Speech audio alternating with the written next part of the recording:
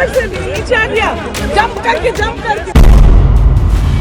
चूक तो हुई है, इसको तो सब स्वीकार करेंगे।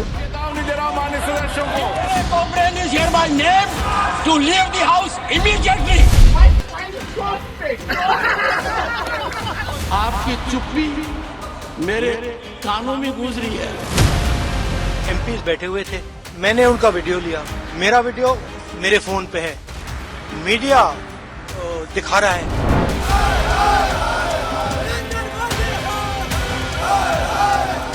जो अपने आप को देशभक्त कहते हैं, हवा निकल गई उनकी।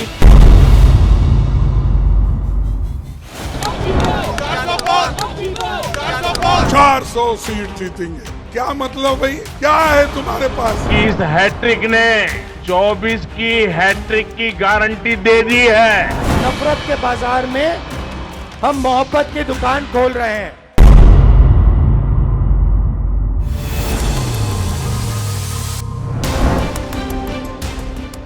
दो 2024 का बैटल मोदी वर्सेस राहुल होगा या मोदी वर्सेस खड़गे, मोदी वर्सेस ममता या Modi versus Nitish, Modi versus India या अलग अलग राज्यों के सूरमा अपनी सियासी चाल से अपने अपने गढ़ में मोदी के विजय रथ को रोकेंगे।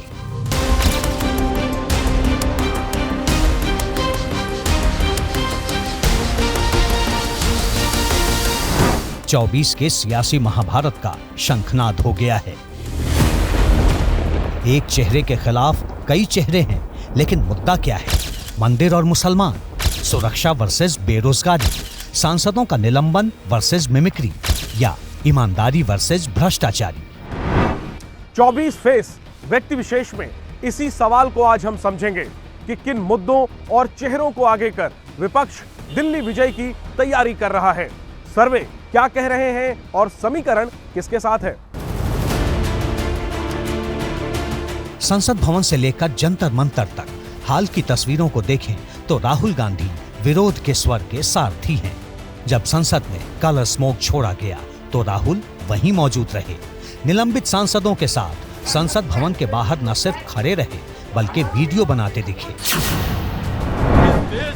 जंतर मंतर पर हुए इंडिया गठबंधन के प्रदर्शन में भी राहुल गांधी पीछे नहीं थे। पार्लियामेंट हाउस में 2-3 युवा जंप करके अंदर आ गए। जंप करते हुए हम सब ने देखा, अंदर आए, थोड़ा धुआं फैलाया, बीजेपी के सांसद सब भाग लिए। वो अलग बात है। जो अपने आप को देशभक्त कहते हैं, हवा निकल गई उनकी। राहुल गांधी एमपी, राजस्थान और मध्य प्रदेश में कांग्रेस की हार के बाद भी बेरोजगारी और युवाओं के मुद्दों पर जोर और लोकतंत्र बचाने की दुहाई दे रहे हैं। 7.5 घंटे नरेंद्र मोदी जी की सरकार में हिंदुस्तान का युवा सेलफोन में रहता है।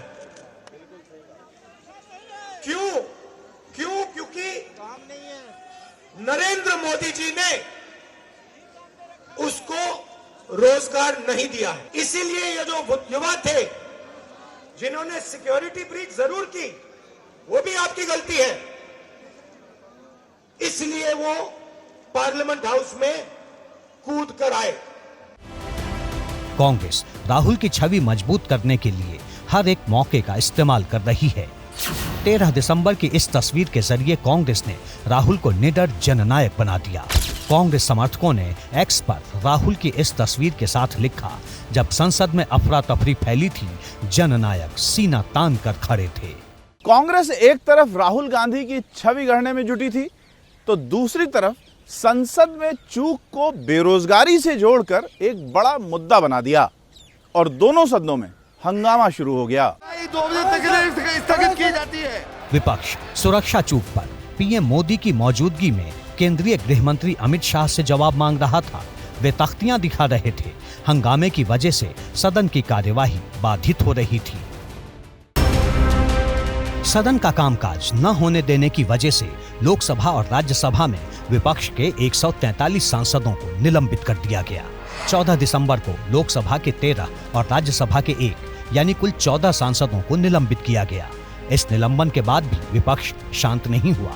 कई सांसद आसन तक पहुंच गए, जिसके बाद 18 दिसंबर को लोकसभा के 33 और राज्यसभा से 45 यानी कुल 78 सांसदों को सस्पेंड कर दिया गया।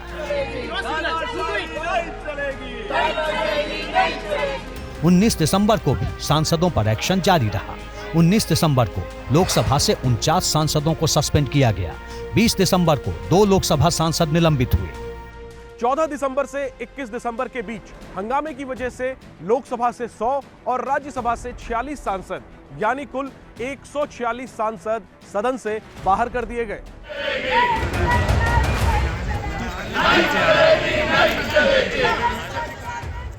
एक्शन के विरोध में निलंबित सांसद पार्लियामेंट के बाहर प्रदर्शन पर बैठ गए और नारेबाजी करने लगे।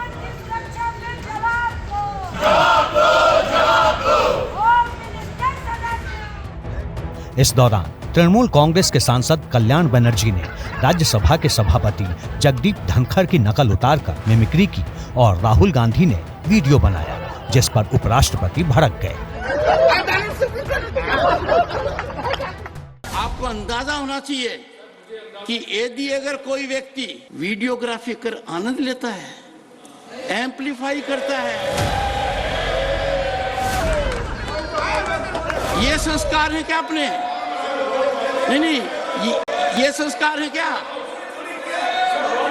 यहां तक इस तरह आ गया क्या? उपराष्ट्रपति जगदीप धनखड़ ने राहुल गांधी को निशाने पर लेकर मामले को जातीय सम्मान से जोड़ दिया। जगदीप धनखड़ की कितनी बेइज्जती करो, मुझे कोई चिंता नहीं है। भारत के उपराष्ट्रपति की, किसान समाज की, मेरे वर्ग की मैं पूरी आहुति दे दूंगा हवन में।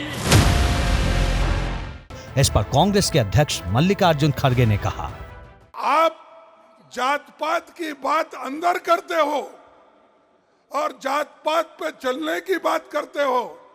अगर आपकी हालत यही है तो मेरे जैसे दलित की हालत क्या होगी? सदन में उठता था बात करने के लिए, आपके तरफ आवाज उठाने के लिए, तो उस वक्त कभी मुझे मौका नहीं मिलता था। मिमिक्री का वीडियो बनाने की वजह से राहुल गांधी इस विवाद के केंद्र में आ गए और बीजेपी नेताओं ने उन्हें निशाने पर ले लिया। संसद के प्रांगण में उनकी नकल की जा रही है और ये कांग्रेस का नेता राहुल गांधी उसके वीडियो बना रहा है। ये भी आज हमको देखना था। क्या राहुल गांधी जी ने जो उपराष्ट्रपति का अपमान किया है, क्या वो स्वीकार है? इस पूरे मामले में मिमिक्री करने वाले टीएमसी सांसद से भी ज्यादा जिक्र राहुल गांधी का हुआ और राहुल ने भी इस मौके को अपने हाथ से जाने नहीं दिया। हम सब ऑपोजिशन के नेता, ऑपोजिशन के कार्यकर्ता एक साथ खड़े हैं। ये लड़ाई नफरत और मोहब्बत के बीच में लड़ाई है। जितनी आप नफरत फैलाओगे उतना इंडिया अलायंस मोहब्बत फैलाएगा। उपराष्ट्रपति का अपमान करते हैं, राष्ट्रपति का अपमान करते हैं, प्रधानमंत्री जी के बारे में तो 20 वर्ष से तो इतना द्वेष है, वो सब दिखाते जाते हैं। Congress party is not responsible when they are in power and most irresponsible when they are opposition. 13 दिसंबर से लेकर 23 दिसंबर तक पूरी राजनीति राहुल गांधी के इर्द गिर्द ही घूमती रही। इंडिया गठबंधन में किसी नेता को आधिकारिक रूप से प्रधानमंत्री का चेहरा घोषित नहीं किया गया है, लेकिन अंदर की राजनीति का केंद्र राहुल गांधी ही है। राहुल का डिफरेंट काइंड ऑफ एक्टिविटीज से उसका छवि बहुत कभी कभी नुकसान होता है, ये तो बात सही है, लेकिन इसमें तो राहुल गांधी से वीडियो उठा रहे थे कि ये मुद्दा बाकी और ज़्यादा नहीं चलेगा, इसलिए राहुल के ऊपर इसका असर ज़्यादा नहीं होगा। 19 दिसंबर को इंडिया गठबंधन की मीटिंग हुई। इस बैठक में ममता बनर्जी के एक प्रस्ताव से सियासी हलचल बढ़ गई। पश्चिम बंगाल की मुख्यमंत्री ममता बनर्जी ने मीटिंग में कांग्रेस अध्यक्ष मल्लिकार्जुन खड़गे को 2024 में विपक्ष का पीएम फेस बनाने का प्रस्ताव रखा। ममता ने सीट बंटवारे की निगरानी के लिए भी खड़गे को कमेटी का संयोजक बनाने का प्रस्ताव दिया। उन्होंने साफ साफ कहा कि खड़गे को गठबंधन का प्रधानमंत्री पद का चेहरा होना चाहिए। ममता बनर्जी के प्रस्ताव पर मल्लिकार्जुन खड़गे ने कहा, पहले सभी लोगों को जीत कर आना है, जीत के लिए क्या करना है उसके बारे में सोचें। कौन प्राइम मिनिस्टर बनेगा ये बात की बात है। सांसद अगर नहीं है तो प्राइम मिनिस्टर की बात करके क्या फायदा है। खड़गे जी को प्रधानमंत्री का फेस बनाने का मतलब मुझे जो दिखता है वो ये दिखता है कि अलायंस में किसी को भी कॉन्फिडेंस नहीं है कि हम श्योर शॉट जीतेंगे। This is one thing. Second important thing कि अगर अलायंस नहीं जीतती है या हार बड़ी करारी होती है, बहुत स्ट्रांग अगर हार इनकी होती है, तो एक फेस सेविंग का भी ये यहाँ पे इन लोगों के लिए एटलीस्ट ममता बनर्जी का फेस तो बदनाम नहीं होगा ना वहाँ पे। अगर ममता बनर्जी को फेस बनाया जाए पीएम का और ये अलायंस जो है फेल्योर हो जाए, हार जाए चुनाव में, तो सारा का सारा ठीकरा ममता बनर्जी के ऊपर फूटेगा और उनकी फिर बंगाल की राजनीति भी असर करेगी। यही रीजन है कि आप बिहार के जो मुख्यमंत्री हैं नीतीश कुमार, अगर उनको बनाया जाए और अलायंस अगर हार जाए तो उनकी जो स्टेट की राजनीति है वो भी बहुत बुरी तरीके से हैम्पर करेगी। तो अपने स्टेट की राजनीति को बचाने के लिए सब लोगों ने मिल करके खड़गे जी को किया है और राहुल गांधी भी बच जाए। ममता के प्रस्ताव का समर्थन सिर्फ दिल्ली के सीएम अरविंद केजरीवाल ने किया। उसके पीछे उनकी राजनीतिक ये सोच है कि दलित वर्सेस ओबीसी, क्योंकि नरेंद्र मोदी हर जगह अपने भाषणों में कहते हैं कि मैं पिछड़ा, तो उसकी एक काट के तौर पर उसको देखा जा सकता है। जेडीयू नेता ममता के इस प्रस्ताव से बचते दिखे। ये उनका व्यक्तिगत राय है, ये इंडिया गठबंधन की राय नहीं है। किसी के भी नाम पर सर्वानुमति ना बनी है और ये चुनाव के बाद तय हो। खड़गे फड़गे का नाम नहीं जानता है, अभी नाम बोले हैं तुम सुने हैं, बड़े मुख लोग जानते होंगे, आम पब्लिक नहीं जानता है। आम पब्लिक नीतीश कुमार को जानता है। नीतीश कुमार प्राइम मिनिस्टर बनेंगे। इंडिया गठबंधन में कई दल खड़गे और नीतीश कुमार को 24 का फेस बनाना चाहते हैं, लेकिन क्या जनता भी यही सोचती है? पब्लिक का मूड समझने के लिए दिसंबर 2023 में एबीपी सी वोटर ने ऑल इंडिया सर्वे किया। हमने जनता से पूछा, मोदी के खिलाफ कांग्रेस में कौन नेता मजबूत, कांग्रेस में जनता की पसंद कौन है? जनता का जवाब ममता बनर्जी के प्रस्ताव से अलग था। 27% लोग राहुल गांधी को फेस बनाना चाहते हैं। मल्लिकार्जुन खड़गे 14% लोगों की पसंद हैं। अरविंद केजरीवाल 12%, नीतीश कुमार 10%, ममता बनर्जी 8% और शरद पवार 5% की पसंद हैं, जबकि 24% ने किसी का नाम नहीं लिया। इस सर्वे का विश्लेषण करने पर जो तस्वीर सामने आती है उसमें नीतीश खड़गे नहीं, राहुल गांधी प्रधानमंत्री मोदी के मुकाबले में नजर आते हैं। कांग्रेस भी यही चाहती है। इंडिया गठबंधन पूरी तरह से काम नहीं कर रहा है और अपोजिशन मिलजुल कर काम भी नहीं कर पा रही है, तो मोदी का विकल्प तो कोई है ही नहीं। बीच में बात हुई थी नीतीश कुमार की, वो सब बातें भी अधूरी हो गई हैं और इस तरह का कोई बड़ा नेता हमें दिखता नहीं है। जहाँ तक राहुल जी की बात है तो राहुल जी के ऊपर भी जनता का विश्वास उस तरीके से तो नहीं जिस तरीके से मारा जा रहा था। लेकिन ये आंकड़े एबीपी न्यूज और सी वोटर के पहले ओपिनियन पोल में तब बदल गए जब मल्लिकार्जुन खड़गे को छोड़कर इंडिया गठबंधन के बाकी नेताओं के बारे में राय मांगी गई। पहले ओपिनियन पोल में सवाल था, विपक्षी गठबंधन का चेहरा किसे बनना चाहिए? सर्वे में शामिल जनता ने राहुल गांधी को नंबर 1 पर रखा। राहुल 34% लोगों की पसंद है। अरविंद केजरीवाल के पक्ष में 13% लोग हैं। नीतीश के पक्ष में 10% जनता। ममता बनर्जी 9% लोगों की पसंद है, जबकि सर्वे में शामिल 34% लोगों ने कहा कि वो नहीं जानते कि विपक्ष से कौन बेहतर फेस है। कांग्रेस ने इंडिया गठबंधन की बैठकों में अभी तक खुलकर राहुल गांधी को फेस बनाने का जिक्र नहीं किया है। मिलकर मोदी से मुकाबला करने की बात जरूर करती है, जबकि दूसरी ओर कांग्रेस हर मोर्चे पर राहुल गांधी को आगे करती है। राहुल गांधी की मजबूत दावेदारी के लिए कांग्रेस भारत जोड़ो यात्रा पार्ट 2 शुरू करने की तैयारी में है।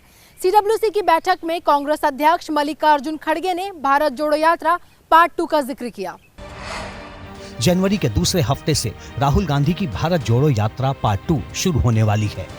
कोई शक्ति इस पद यात्रा को नहीं रोक सकती, क्योंकि ये पद यात्रा हिंदुस्तान की आवाज है। My mother and my grandmother Indira Gandhi ji voted election from here and got wholehearted support.